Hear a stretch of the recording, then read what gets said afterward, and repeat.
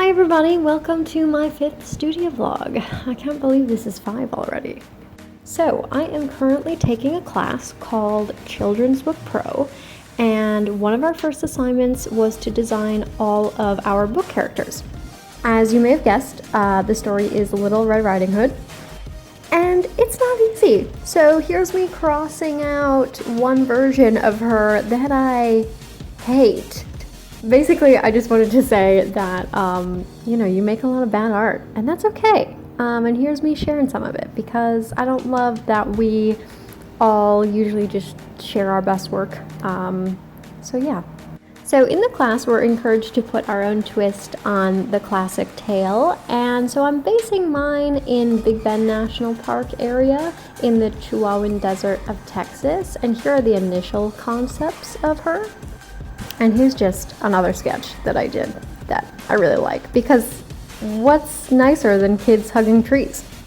Okay, so while I make these drawings, I thought we could talk a little bit more about this book that I mentioned in a previous vlog. It is Drawing for Illustration by Martin Salisbury, and there are just so many great lessons from many different artists about sketching and illustration and drawing and how to draw for illustration.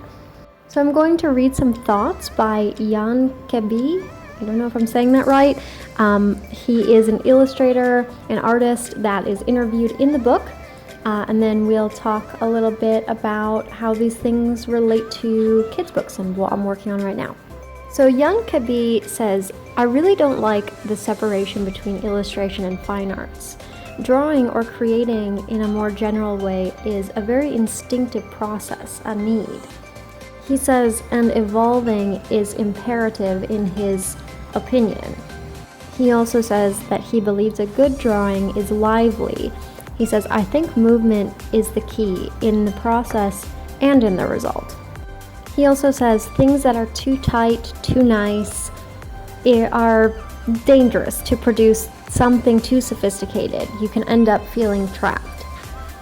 He also says, but balancing the aim of a communicative drawing applied to a purpose with maintaining a sense of exploration isn't easy, because in a way, the two things are kind of opposite. And so these are the things that I want to delve in deeper, because they spoke to me in such a way that few other things have. And he asks himself, what does drawing mean to me? And then he answers the question saying, it is a necessity. So first things first, I want to talk about this feeling trapped when you're producing something that is too tight and nice. I have felt that way in so much of my work, and it is really hard to maintain that looseness about things, but still draw what you're meaning to draw. Now, one way I feel like I was able to kind of tap into this a little bit in this particular assignment with the character designs and movement, and particularly the poses of Little Red, was to work off of my own poses rather than to look at other pose sheets on Pinterest and other artists' work. I know we constantly repeat, draw from life, but I don't think we do it as much as we say that we should. And I do think that when you are drawing from life, from your own poses, from what you see in front of you, there is that instinctive process that Kebbi is talking about. I think that you can tap into that necessity, that instinction, that sort of instinction, is that a word? Okay, I don't know if that's a word, but someone correct me. But it's difficult anyway, and as you can see, exhausting. These pose sheets took me a while. They took a lot of my energy, but I think they have something that my past work maybe doesn't. Okay, so I hope you enjoy seeing the scans.